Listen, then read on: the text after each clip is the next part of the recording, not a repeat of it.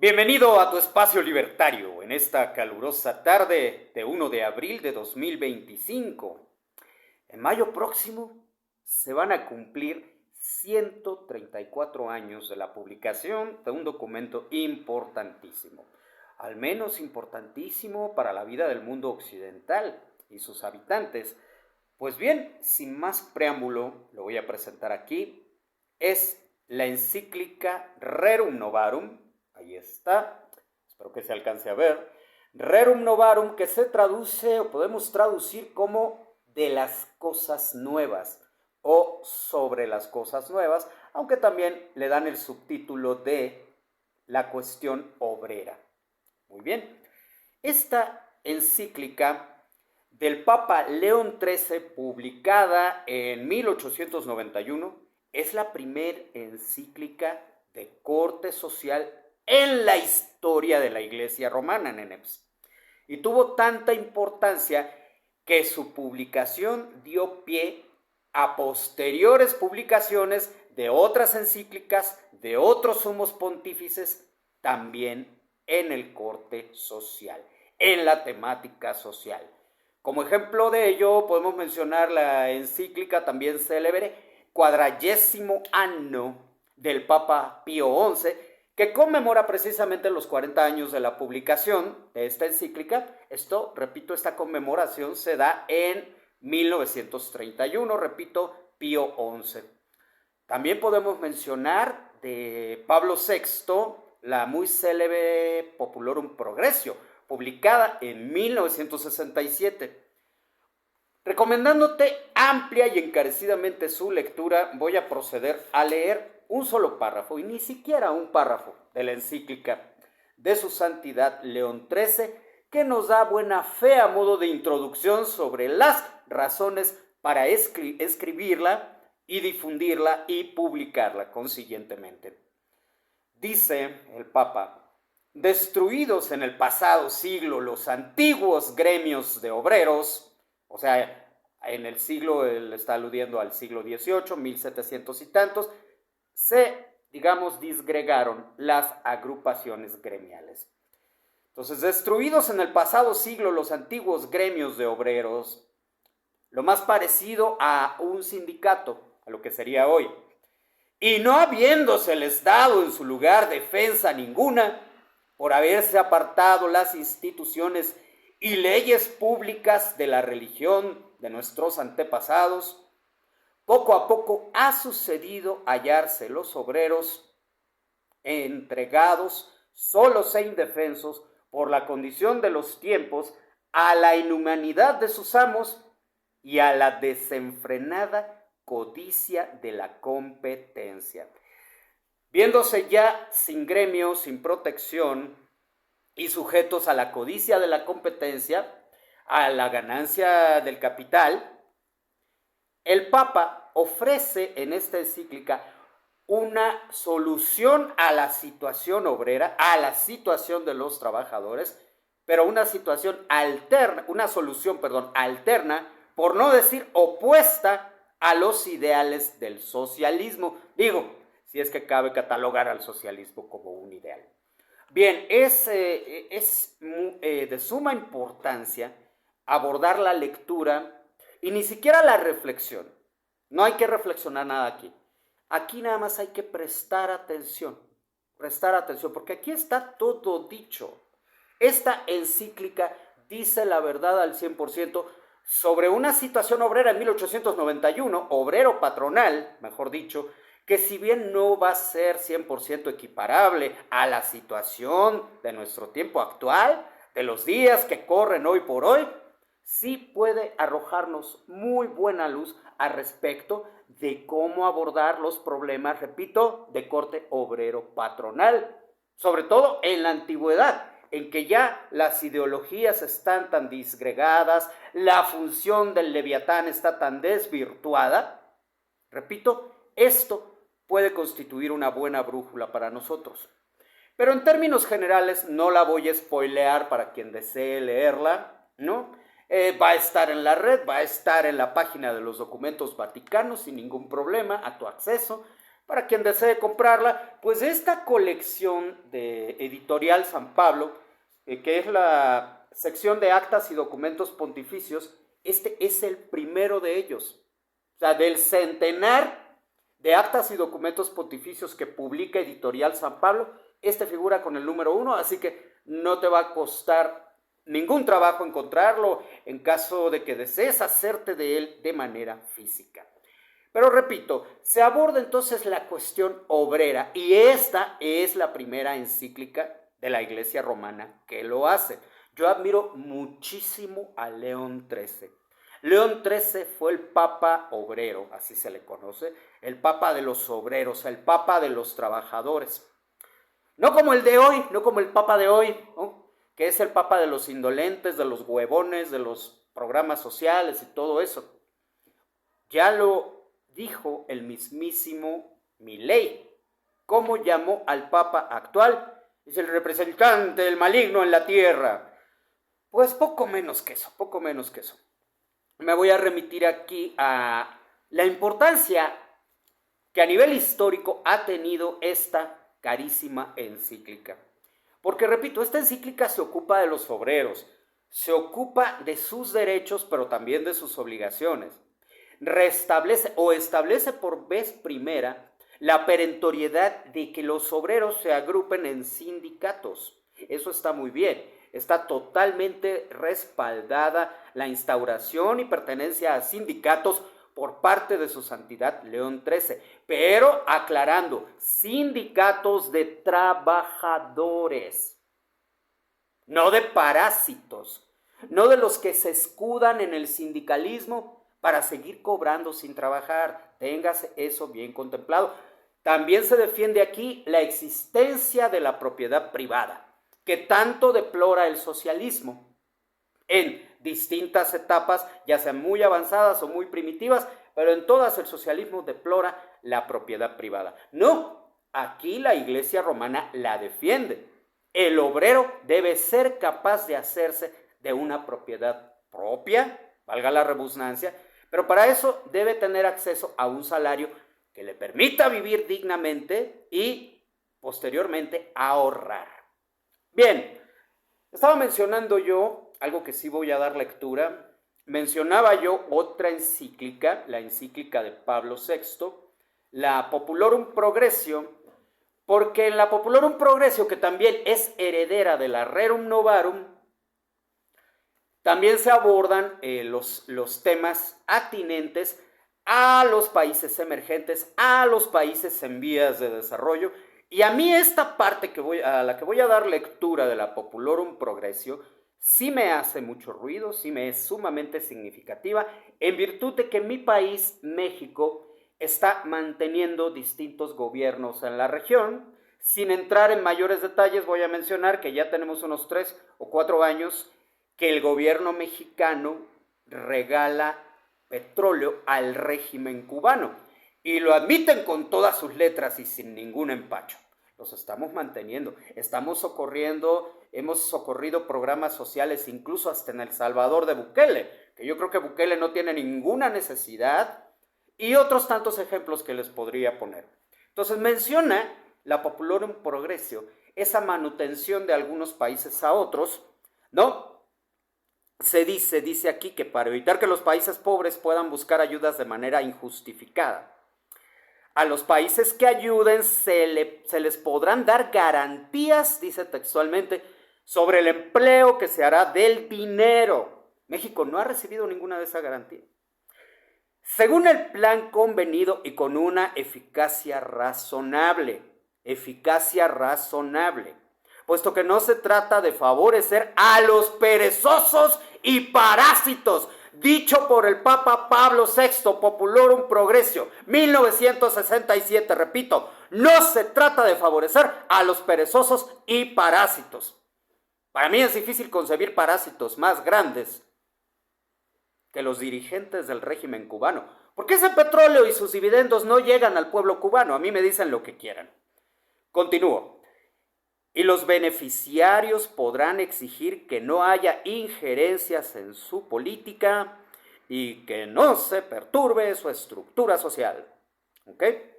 Y añade más adelante, ¿no? Precisamente mencionando a los necesitados, a quienes hay que convencer que realicen ellos mismos su propio desarrollo y adquieran progresivamente los medios para ello. A un autócrata como el anciano delirante, siempre le disgustó el aforismo de no des el pez al hombre, enséñalo a pescar. ¿Por qué? Porque él es partidario de la asistencia social perpetua que mantenga a la gente en la vil inopia y no se impulse nunca en consecuencia a superarse. Y en este mundo, digo, sin falsear y sin trucar lo que es la naturaleza, lo que es el término y el significado de economía, en griego oikos nomos, o sea, la ley de la casa, eso es la economía, la ley de la casa es el planeta tiene recursos. Y la primera regla o la primera norma o la primera ley de la casa es: los recursos no son ilimitados. Entonces, hay que introducir trabajo, hay que introducir producción y, por supuesto, también inversión. Entonces, vamos a abordar este mismo tema ahora con otra lectura, ¿no? Esta perteneciente a Carlos Marx. ¿De qué documento? De los manuscritos económico-filosóficos de 1844. Ese Carlos Marx que acuñó el término explotación laboral y lo llevó en su definición hasta las últimas consecuencias. A ese vamos a dar lectura en este momento. ¿Qué carajos pensaba? ¿Qué carajos decía Karl Marx sobre el trabajo? En primer lugar, estoy leyendo textualmente, el trabajo es externo al trabajador. Es decir, no pertenece a su ser. Segundo lugar, en su trabajo el trabajador no se afirma a sí mismo, sino que se niega. Yo al trabajar me estoy negando a mí mismo. Continúo, no se siente feliz sino desgraciado. No desarrolla una libre energía física y espiritual, sino que mortifica su cuerpo y arruina su espíritu. Eso piensa Marx sobre el trabajo. El trabajador solo se siente en sí fuera del trabajo y en el trabajo fuera de sí. Está en lo suyo cuando no trabaja y cuando trabaja no está en lo suyo. Su trabajo no es voluntario, sino forzado. Trabajo forzado. Habla por ti, pinche Carlos. Por eso no es la satisfacción de una necesidad, sino solamente un medio para satisfacer las necesidades fuera del trabajo. Su carácter extraño se evidencia claramente en el hecho de que tan pronto como no existe una coacción física o de cualquier otro tipo, se huye del trabajo como de la peste. No, fíjate que no. Hay algunos que creemos en el trabajo como una vocación, como un cumplimiento y realización personales. Pero pues ya veo a qué ralea pertenece Karl Marx. Continúo leyendo. Iba a decir, bueno, no, ya no quiero seguir dando lectura a este degenerado. No, porque ya casi voy a terminar y con esto te ahorro a ti la desventura de tener que leerlo por ti mismo. El trabajo externo, el trabajo en el que el hombre se enajena es un trabajo de autosacrificio, de ascetismo. En último término, para el trabajador se muestra la exterioridad del trabajo en que éste no es suyo, sino de otro, que no le pertenece, en que cuando está en él no se pertenece a sí mismo, sino a otro, pertenece a otro, es la pérdida de sí mismo. Ahí tienes a Carlos Marx, un huevón hecho y derecho, a quien el trabajo daba alergia, daba escozor. Y te revelo, ¿tú sabes cuál es el segundo apellido de Karl Marx? Porque tenía un segundo apellido. Carlos Marx Novoa. No voy a trabajar, no voy a trabajar, no voy a trabajar. Este infeliz huevón no trabajó en toda su triste vida. Siempre lo mantuvo Engels. Incluso prefirió dejar morir a algunos de sus hijos, tanto por hambre como por enfermedades infantiles maltratadas, antes que pedir trabajo. Nunca trabajó. Este sujeto que se la pasó teorizando más de media vida al respecto de la cuestión trabajo, no trabajó nunca en su existencia. Ese es el legado que dejó, además de sus estúpidos libros. Bien, otro detalle, otro chismecito que estoy seguro no conocías. Karl Marx tenía un yerno, un cubano, es neta, lo puedes googlear, no, llamado Paul Lafargue,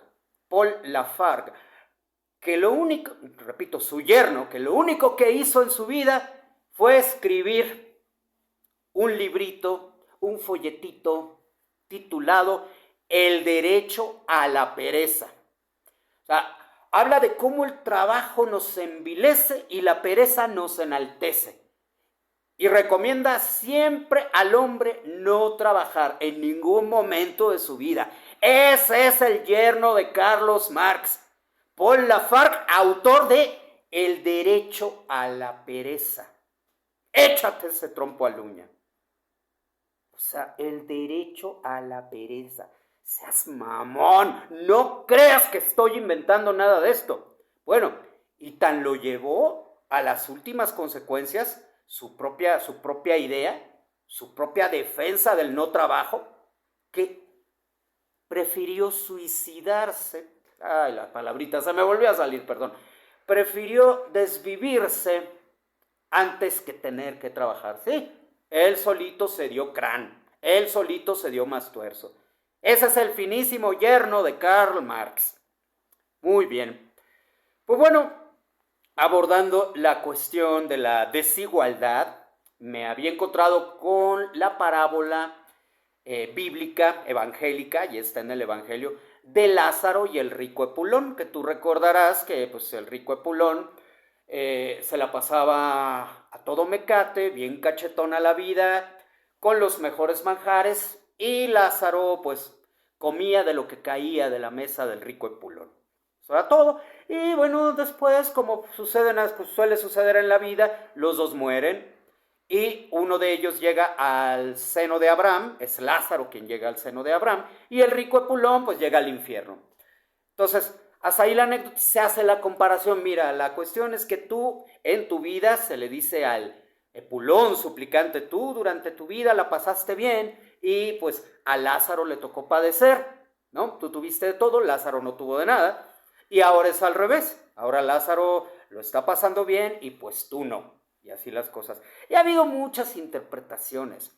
Hay una interpretación de un sacerdote, a la que también voy a dar lectura aquí, yendo por delante que vuelvo a poner de relieve que el Papa León XIII fue el Papa de los trabajadores, y muchos papas posteriores a León XIII encomiaban el trabajo, lo enaltecían en sus discursos, en sus escritos, en sus epístolas, en sus sermones, en sus homilías.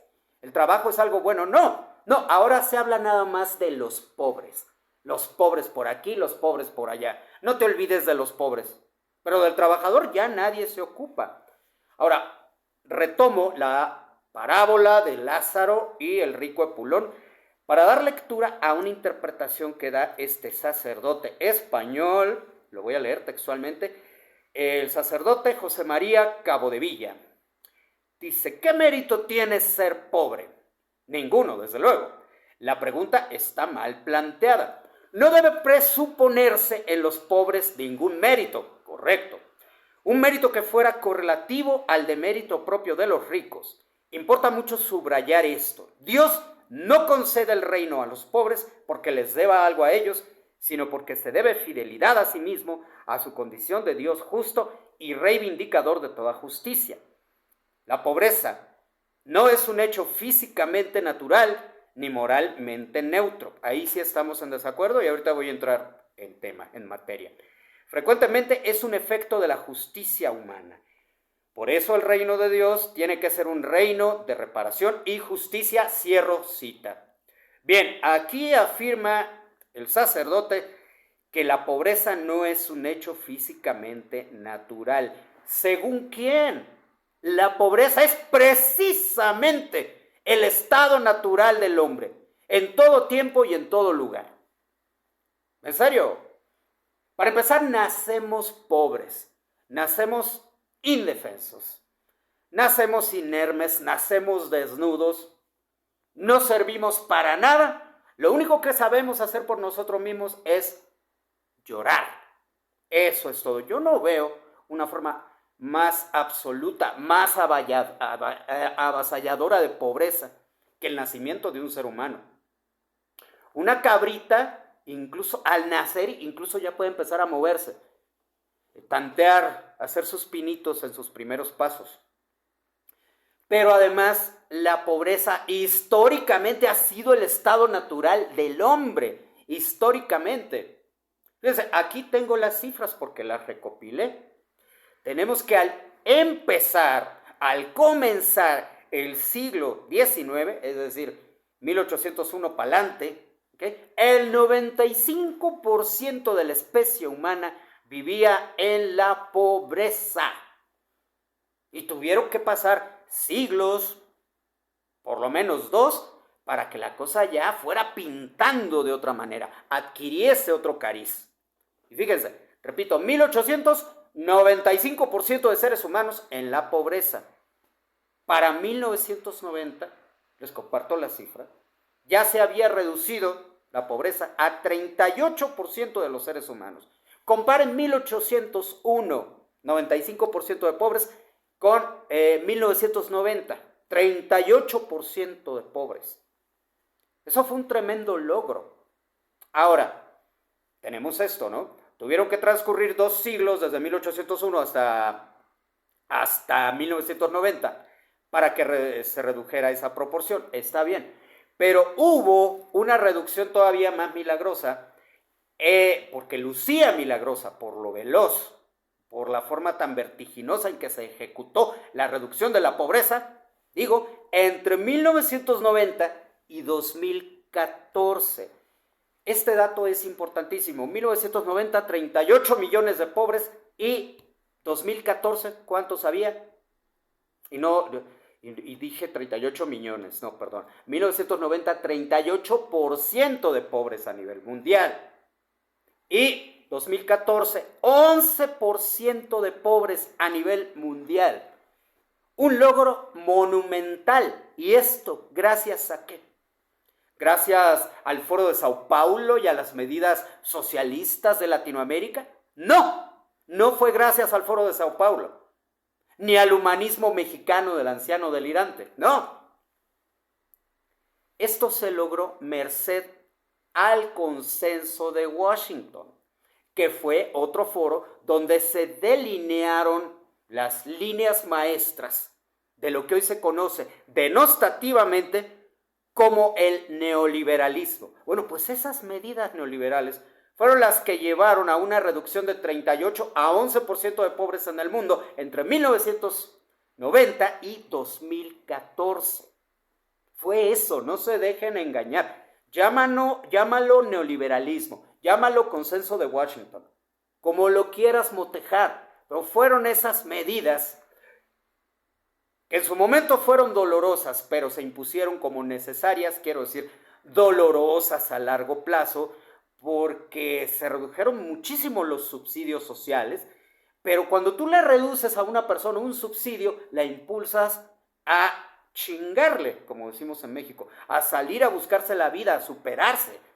Eso es lo que buscamos entonces de toda persona en situación de precariedad, cuando se le ayuda, y no perpetuar esa situación de precariedad a través de las dádivas.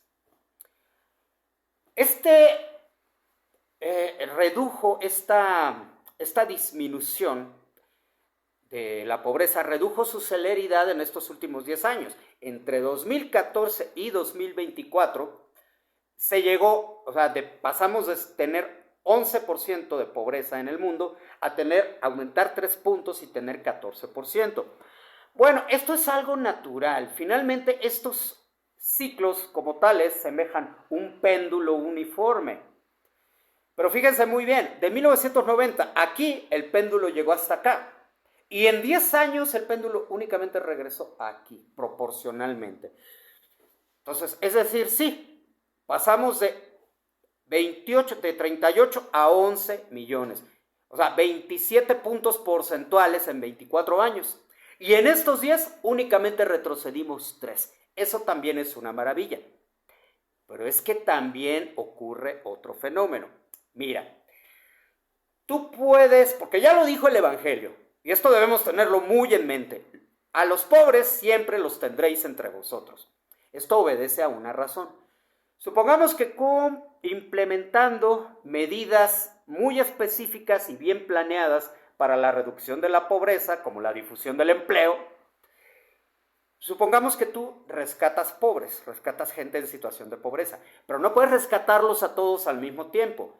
Entonces, una parte proporcional de pobres que no son rescatados o no son incorporados al sistema laboral, por ejemplo, o que no son urbanizados, bueno, pues esa parte sigue haciendo lo que le encanta hacer a la gente carente de recursos. Sí, engendrar, reproducirse, parir. Ese es el hobby favorito de la gente sin recursos.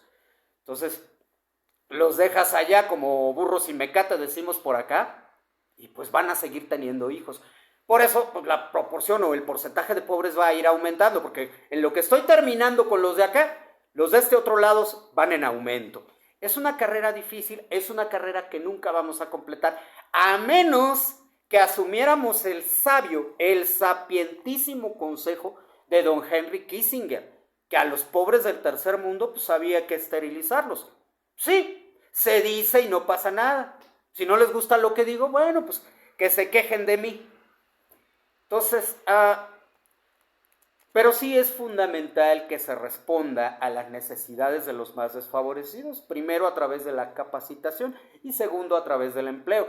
Inclusive un subsidio provisional es aceptable en mi opinión, pero repito, provisional, no permanente ni elevándolo a categoría de ley en la Constitución.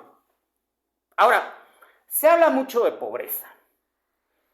Para mí, la cuestión mundial, estas son las cifras que te presento. Ahorita hay un 14% de pobres en el mundo. Pero específicamente en México, a mí me parece que la pobreza no pasa de ser, como se la designó Pedro Aspe en los 90, un mito genial. Y les voy a decir por qué. Para mí la pobreza está desvinculada al desempleo. Pero resulta que en México no existe desempleo. En México lo que existe lo denominó Jesús Huerta de Soto, el profesor Jesús Huerta de Soto, lo denominó como paro cataláctico. Y en pocas palabras esto significa: no trabajo porque no quiero, no trabajo porque soy un huevón, no trabajo porque valoro más mi tiempo libre. Bueno, pero eso no es pobreza. Porque la pobreza puede ir vinculada al desempleo, pero no al paro cataláctico, porque el desempleo es involuntario y el paro es, en este caso, voluntario. En la Feria Nacional del Empleo, las vacantes nunca se agotan, nunca. Y mientras este fenómeno específico y particular del país de México persista, yo no puedo aceptar que se hable de la existencia de pobreza en este país. Entonces, tenemos ahí las aristas con las que la Iglesia romana ha abordado estas cuestiones. Por un lado, y en alguna parte de su historia, enalteciendo el trabajo y al trabajador y reconociéndole sus derechos. Y ahora, en estos tiempos donde ya no se le reconoce en absoluto nada al trabajador, y en cambio se le cataloga de egoísta si quiere retener para sí mismo los bienes por los que ha trabajado, en lugar de permitir que papá gobierno, Estado leviatán, le quite una considerable parte de sus emolumentos para dársela a los improductivos. Y curiosamente, digo, estas dos posturas que ha tenido la Iglesia romana, pues también veo yo que responden a un péndulo uniforme. Yo no sé a dónde va a parar esto. Si alguien, digo sin falsa modestia, pero si alguien es especialista en las encíclicas papales, soy yo, de verdad. Me da mucha tristeza ver cómo muchos católicos, contando con este tesoro social, ni siquiera lo conocen. tesoro social, tesoro testimonial, tesoro filosófico. Yo las encíclicas de los papas anteriores me las he leído todas. Las encíclicas del actual no. No, creo que no merece la pena, ni ganas de estar haciendo un entripado o que me caiga un cólico hepático, nada más del coraje. Bien, vamos entonces ahora al anuncio parroquial, a la retro. Nos vamos leyendo los comentarios de los compañeros. Nuestro querido y siempre fiel Antonio Pedro nos dice: gracias por este video, se refiere al video anterior. Siempre hay algo bueno que ver en este canal. Gracias, Pedro. Es de mi preferencia ver la mayoría de críticas, por decirlo menos, que se hacen al gobierno. Las comillas son de él, pero sí concuerdo, gobierno. Repito, por decir lo menos, gobierno equivocado. Está bien hacerlo un tanto indirectamente por medio de los personajes representativos. Y la lucha continúa. Así es, compañero, adelante.